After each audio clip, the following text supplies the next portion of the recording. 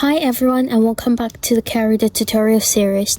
In lesson 7, we're going to introduce two very useful features in CADReader, Regeneration and Show Polyline Width. Let's get started. First, let's look at Regeneration. Sometimes when you open a drawing, curves may appear as broken lines instead of smooth curves. This can affect how you judge curves and even impact later measurements. Here, you can see the curves in this drawing appear broken. To fix it, simply right-click anywhere in the drawing area and select Regeneration.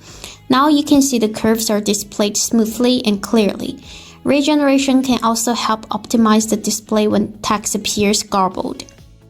To make this even faster, you can set a shortcut key. Right-click again, select Shortcut Settings, scroll down to find Regeneration, and assign a key. Here, I'll set it to R, then click Save. The shortcut takes effect immediately. Next time, just press R on your keyboard to regenerate the drawing. Next, let's see how to use the Show Polyline Width function in CADReader. This function displays bolded polylines, making it easier to distinguish key content. In this drawing, we can see many sprinkler pipes, but it's difficult to tell them apart. The width has already been set in the drawing, so all we need to do is right-click and choose Show Polyline Width.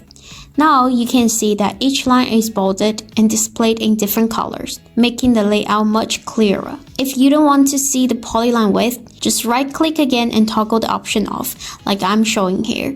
You can also set a shortcut for this function. Right-click, select Shortcut Settings, find Show or Hide Polyline Width, and assign a key.